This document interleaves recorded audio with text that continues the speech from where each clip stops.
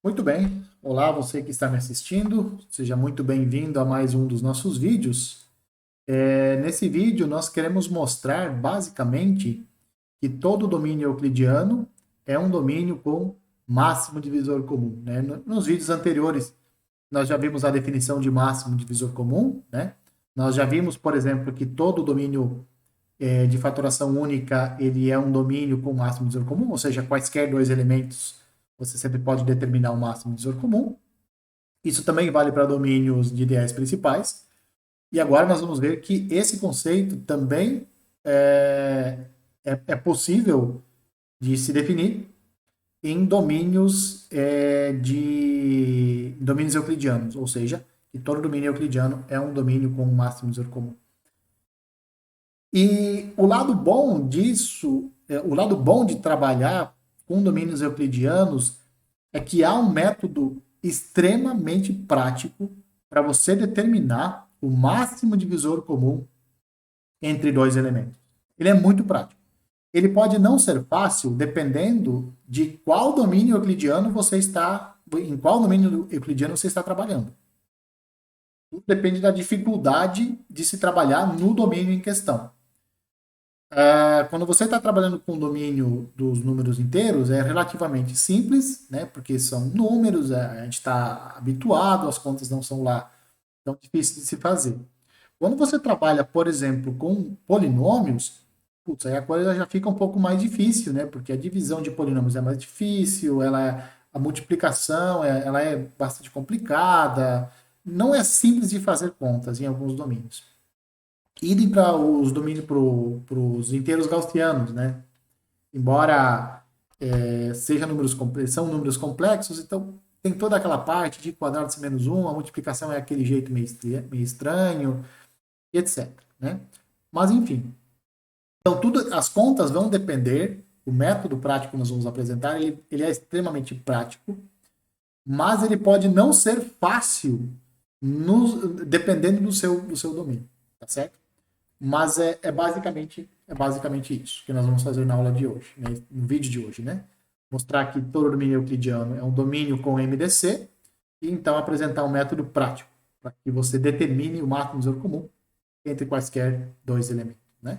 Vamos relembrar o conceito de máximo divisor comum. Eu não vou relembrar o conceito de domínio euclidiano, porque nós acabamos de ver, vimos no vídeo anterior, né? É só você ir no vídeo anterior e dar uma olhada. Não que você não possa fazer isso com o máximo divisor comum também, mas eu preferi trazer aqui.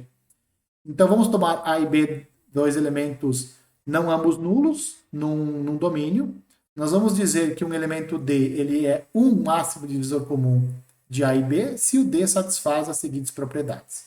D divide A e D divide B, ou seja, ele é um divisor comum aos dois, né? Ao A e ao B. Se D' pertence a A, é outro divisor comum, ou seja, D' divide A e D' divide B. Então o D' divide o D. Né? Essa noção aqui, esse segundo item é que nos dá a ideia de máximo. Por convenção, aqui nós estamos assumindo que o A e o B não são ambos nulos, um deles pode ser nulo, mas os dois não podem. E por convenção, nós dizemos então que zero é o MDC entre 0 e 0, só para não deixar nenhum elemento de fora. Né? Isso pode soar um pouco estranho, uma vez que zero a gente não está assumindo como divisor, né? Então, os nossos divisores são sempre diferentes de zero. Aí aqui o zero vem a ser um divisor, mas é só uma convenção, só para nós colocarmos todo mundo na jogada do máximo divisor comum, tá certo? É só uma convençãozinha aqui. O primeiro resultado que nós vamos mostrar, esse resultado aqui é o que vai nos dar o método prático de cálculo de máximo divisor comum em domínios euclidianos. E ele fala o seguinte: seja um domínio qualquer, ele não necessariamente precisa ser euclidiano, ele pode ser, mas ele pode não ser. Pegue dois elementos, A e B, e suponha que o B é diferente de zero. E suponha também que o A pode ser escrito assim, ó, como BQ mais R, com Q e R pertencentes a A. Tá? Eles podem ser quaisquer. Eles não precisam ser quociente e resto de divisão, até porque o nosso domínio não precisa ser euclidiano. Ah, mas e se for euclidiano e o Q for o quociente e o R é o resto? Tudo bem, não tem problema nenhum, tá? Não tem problema. Mas não precisa ser. Não precisa ser. O que eu estou dizendo aqui é que o A ele é um múltiplo de B mais um rabinho, mais um resto. Né? E aí o que acontece? Se existir o máximo divisor comum entre o B e o R, B é esse sujeito aqui e R é esse daqui, se esse sujeito existir, se esse máximo divisor comum existir, então o máximo divisor comum entre o A e o B também vai existir. E mais ainda, esses máximos divisores comuns serão iguais. Ou seja, o máximo divisor comum entre o A e o B é igual ao máximo divisor comum entre o B e o R. Eu falo em o máximo divisor comum, mas eu quero dizer um máximo divisor comum, como nós já vimos lá nos vídeos do máximo divisor comum, não precisa ser um, tá? Então nós vamos mostrar isso. Aqui é preciso observar a ordem, né? Aqui é preciso observar quem está na jogada, né? Aqui é o A e o B. Quem é esse A aqui? O A é o sujeito que quer ser um múltiplo de B, mas não consegue. Ele carrega um rabinho, que é esse R aqui. Esse R é R de rabo. Tá? Então, o A quer ser um múltiplo de B, mas às vezes ele não consegue. Às vezes ele tem que carregar um rabinho. Tá? Mas o que acontece? O MDC entre o A e o B, esse aqui quer ser um múltiplo de B, esse daqui quer ser um divisor de A, né? O MDC entre o A e o B é o MDC entre o B e o R. Tá certo? São iguais, esses MDCs. Então, vamos mostrar isso. Vamos fazer o seguinte, ó. Aqui está dizendo, ó, se existir o MDC entre B e R, né? Se existir o MDC entre B e R, então o MDC entre A e B também vai existir e eles serão iguais, tá? Então, por hipótese, o MDC entre o B e o R, ele existe e nós vamos chamar ele de D, tá? Vamos chamar ele de D. Como ele é um divisor comum ao B e ao R, então ele divide o B e ele divide o R. Se ele divide o B, significa que o B pode ser escrito como um D vezes um certo M, e o R pode ser escrito como D vezes um certo N. M e N são elementos do nosso domínio A. Então, o que acontece? Já que o A é da forma BQ mais R, eu posso substituir no lugar do B, eu posso colocar D vezes M, e aí eu posso colocar o D em evidência. E aí eu escrevi o A como sendo um múltiplo de D, ou seja, o D divide A. O que eu acabei de mostrar? Que esse D, que é máximo divisor comum entre o B e o R, ele também é um divisor comum entre o A e o B. Ou seja, ele já é um candidato a máximo divisor comum. Lembrando que, para você mostrar que dois elementos têm máximo divisor comum, por definição, você tem que chutar o cara. A definição diz, chute alguém, e aí você mostra que ele satisfaz as duas propriedades de máximo divisor comum. A primeira propriedade nós já mostramos. Então, esse sujeito aqui, que é o máximo divisor comum entre o B e o R, que nós sabemos que existe por hipótese, ele é candidato. Então, ele é o nosso chute. Nós estamos chutando que ele é o máximo divisor comum. É um máximo divisor comum, né? Entre o A e o B. Então, de fato, ele é um divisor comum. Opa, então ele já tem... ele é um bom candidato. Né? Divisor comum ele é. Vamos mostrar que ele também satisfaz o item 2 da definição. Como é que nós vamos mostrar que ele satisfaz o item 2? Vamos pegar um outro elemento que é divisor comum ao A e ao B. Tá? Um D' que divide A e o D' que divide B. Já que isso daqui acontece, o D' divide A e o D' divide B, então o A é um múltiplo do D', ou seja, eu posso escrever D' vezes A', e o B é a mesma coisa. Eu posso escrever o B como sendo D' vezes o B', né? Aí o que vai acontecer? Sabe essa hipótese aqui, ó, A ser BQ mais R? Então, eu posso isolar o R aqui. Posso escrever R como sendo A menos BQ. E aí eu vou vir aqui e vou fazer as substituições. Ó. No lugar do A, eu coloco D' vezes A'. No lugar do B, eu vou colocar D' vezes B. Colocando o D' em evidência, fica isso daqui. Moral da história, o D' divide o R. Mas o D' também divide o B. Aqui, ó. Então, D' divide R e o D' divide B. Mas espera. D', então, acaba sendo um divisor comum ao R e ao B. Mas espera. O D é um máximo divisor comum entre o B e o R. Então, pela definição, já que o D' é outro divisor comum ao R e ao B, esse D' tem que dividir o D, tá certo? E, portanto, esse D', ó, lembra? O D é um divisor comum ao A e ao B. Peguei um outro divisor comum ao A e ao B e mostrei que o D' divide esse D, né?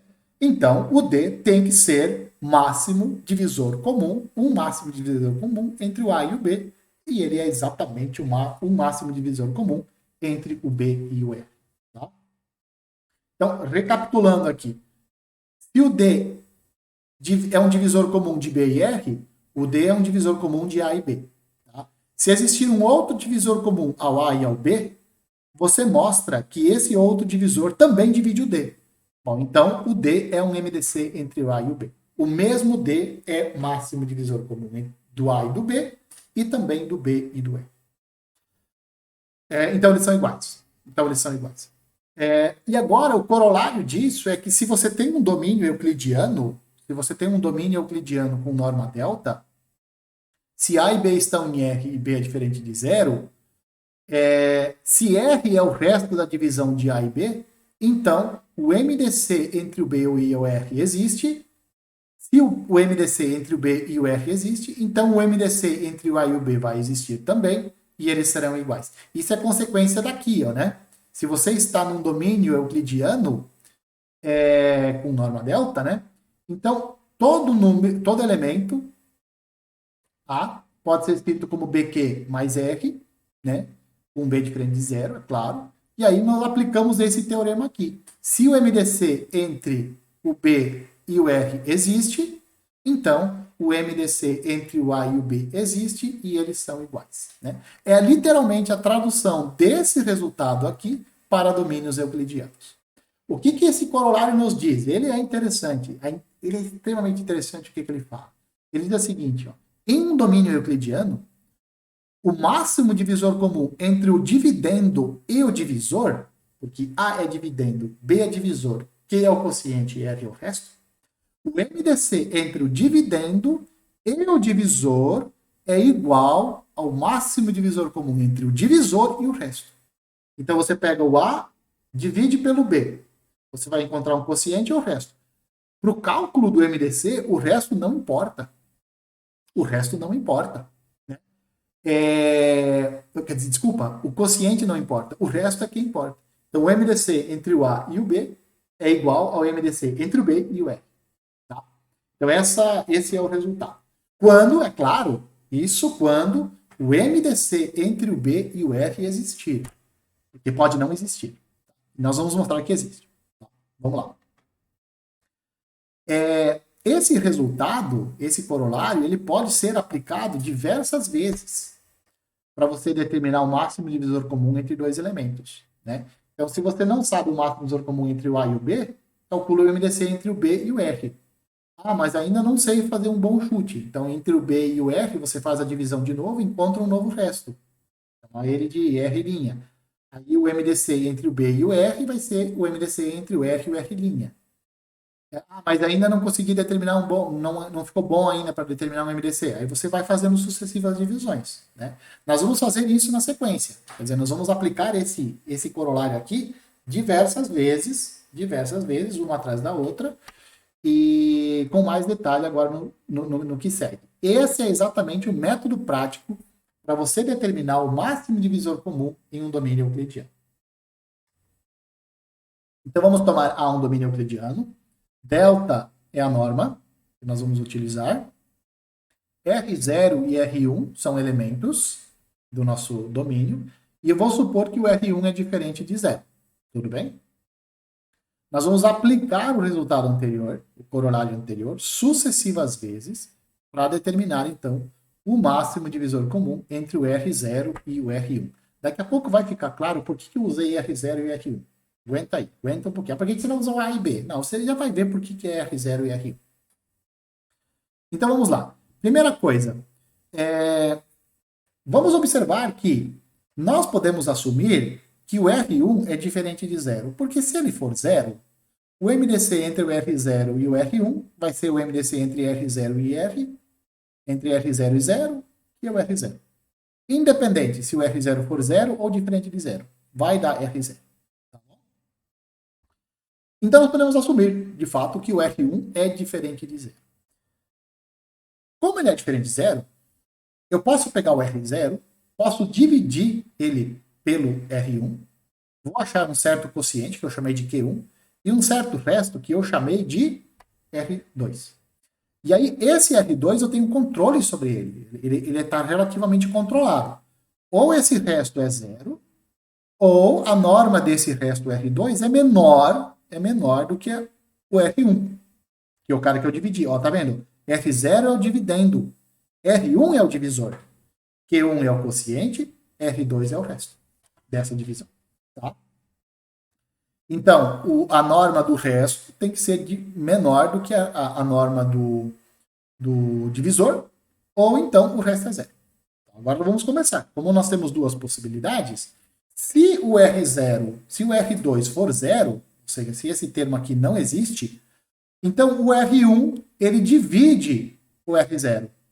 Olha, mas se o R1 divide o R0, eu sei calcular o MDC entre o R0 e o R1. Volta lá, vai naquele vídeo sobre o máximo divisor comum, e lá tem o seguinte, que se um elemento divide o outro, por exemplo, aqui o R1 divide o R0, então o MDC entre o R0 e o R1 é exatamente o R1, é aquele cara que divide.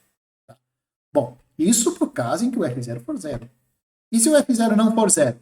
Se o R0 não for zero, vai acontecer isso daqui, tá vendo? Vai acontecer delta de R2 é menor que delta de R1.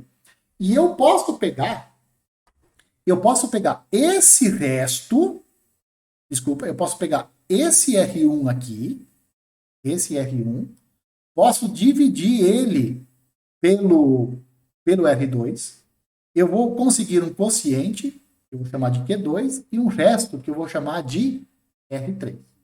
E aí o que vai acontecer? De novo, o resto do R3 vai ser zero, ou a norma do R3 é menor do que a norma do R2. Observe que agora, ó, eu troquei. Esse aqui, o R1, virou meu novo dividendo. O R2 agora é o divisor. Eu estou aplicando, estou dividindo de novo. Peguei um elemento, dividi pelo outro, encontrei um quociente e encontrei um resto. Vou pegar esse elemento, dividir pelo novo resto e assim por diante. Tá? Bom, acontecem duas coisas, pode acontecer duas coisas, o R3 ser zero ou o delta do R3, a norma do R3, ser menor que a norma do R2. Se o R3 for zero, ou se isso aqui desaparecer, é porque o R2 é um divisor do R1. E, portanto, o MDC entre o R0 e o R1 que eu quero determinar é igual ao MDC entre o R1 e o R2. Isso aqui segue do corolário. E esse MDC aqui, ele existe. Porque o R2, como o R2 divide o R1, esse MDC é R2. Tá? Isso para o caso em que o R3 for igual a zero. Se o R3 for diferente de zero, eu pego o R2, pego esse sujeito aqui e divido ele pelo R3. Eu vou encontrar um quociente e eu vou encontrar um resto. Esse resto R4 é zero, ou a norma do R4 é menor que a norma do R3. De novo, se o R4 for zero, eu vou ter que... Se isso aqui for zero, né? Então o R3 vai dividir o R2. E aí eu tenho, ó, o MDC entre o R2 e o R3 vai ser o próprio R3, porque eles dividem o R3 divide o R2. Bom, então esse MDC existe, aplica o corolário, esse daqui vai existir, aplica o corolário de novo e esse daqui vai existir. Né? Se o R4 for diferente de zero, você repete o processo. E você vai repetir esse processo. Tá? O que vai acontecer? Em algum momento, algum Rn tem que ser zero. Por quê? Porque se nunca um resto for zero, eu vou ter uma sequência decrescente de números naturais infinita. Não pode. Uma sequência decrescente de números naturais infinita não existe. Em algum momento, essa sequência tem que parar. Tá? Então, em algum momento, o nosso resto Quando você vai fazendo essas sucessivas divisões, em algum momento o nosso resto vai ser igual a zero. Quando esse resto for zero, vai significar o quê? Que o Rn-1, o Rn-1 vai dividir o Rn-2, e, portanto, eu tenho o seguinte, ó, o MDC entre o Rn-1 e o Rn-2 vai ser o próprio Rn-1, né? Se um divide o outro, né? E esse daqui, esse MDC vai existir, e os outros MDCs dos restos vão existir também.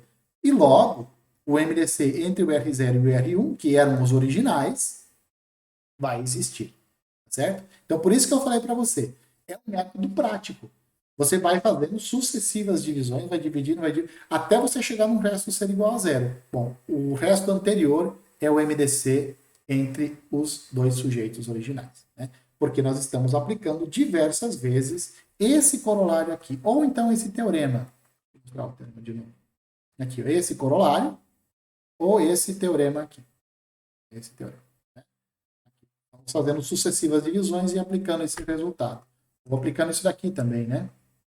Sucessivas vezes, essa observação. O MDC entre o dividendo e o divisor é igual ao MDC entre o divisor e o resto. É o que eu estou fazendo aqui. Ó. O MDC entre o dividendo e o divisor é igual ao o MDC entre o divisor e o dividendo. E o resto, desculpa, entre o dividendo, entre o divisor e o resto. Nesse caso aqui vai dar o R2, quando o R3 for zero. Tá? Se o R3 não for zero, repete. Né? Divide, então pega o R2, divide pelo R3, acha um resto, R4, satisfaz essa propriedade aqui. Se o R4 for zero, então o R3 vai dividir o R2, e, portanto, ó, o MDC entre o dividendo e o divisor é igual entre o MDC entre o divisor e o resto, que é igual ao MDC entre o divisor e o resto.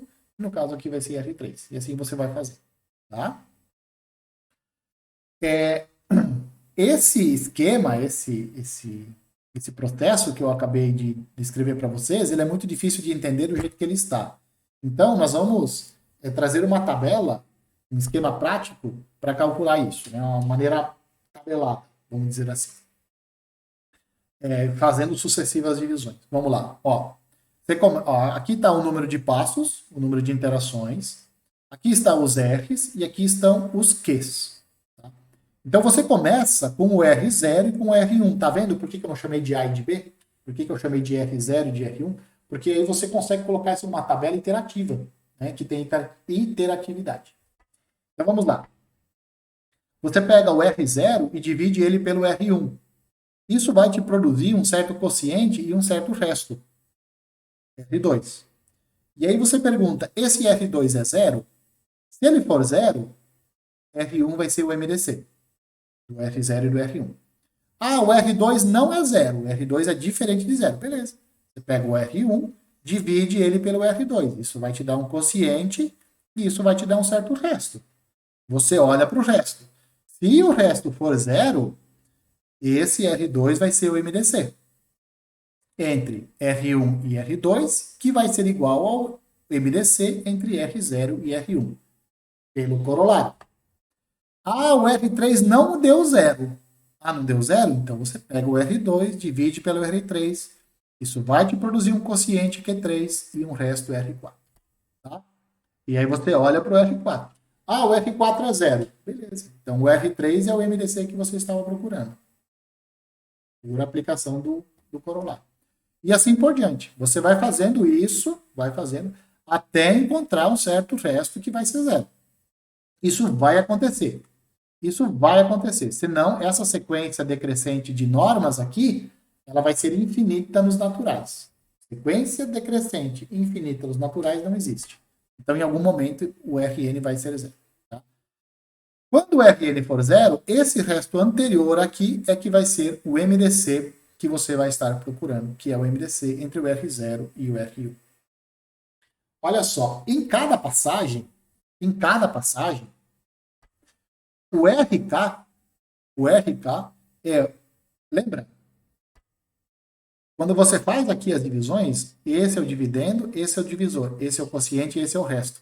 Quando você isola cada um dos restos, quando você vai isolando os restos, ele vai ser o dividendo, que é o f de duas casas anteriores. Esse daqui, ó.